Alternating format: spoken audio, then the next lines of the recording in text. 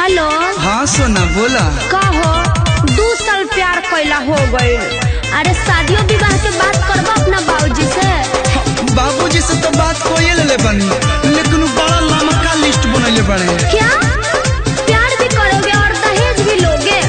वैसे पापा जी क्या क्या लिस्ट बनाए हैं?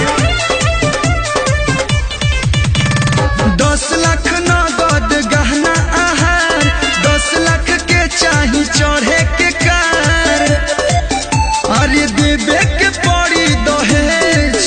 का दहेज लगेगा? ना तो फ्री में बियाह कर लेबू।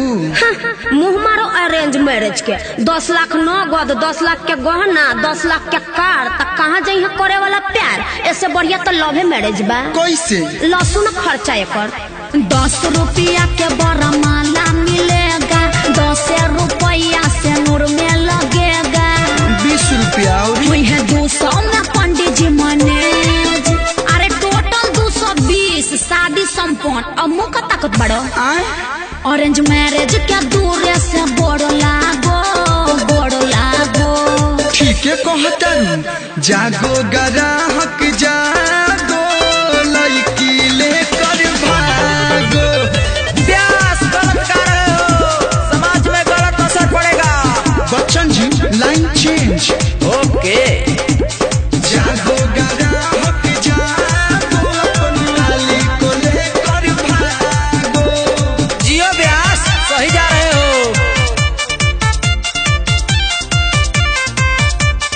Mixed by Vikas Vilkas।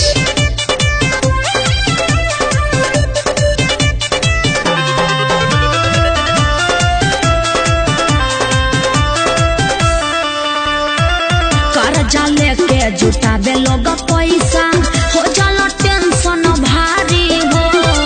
तब बियाह नहीं निमन से होला, हो जाला मारा मारी हो।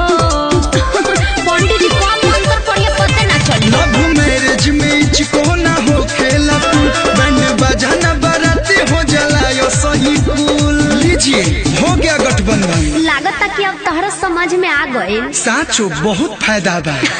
फायदा बानो नहीं केहू से कुछ मांगो मांगो।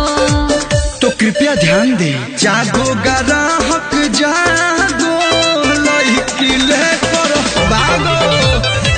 सॉरी भूल गए थे।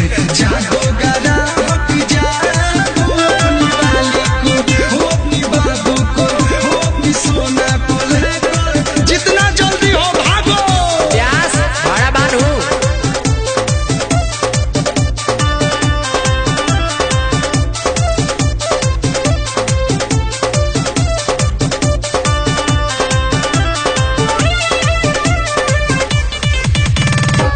सटे कटे में सब हो जाता, चले न केहू के पाता हो। ये तो है। लड़का लड़की समझ ले अपने, झूठे न कोई ही तो नाता हो।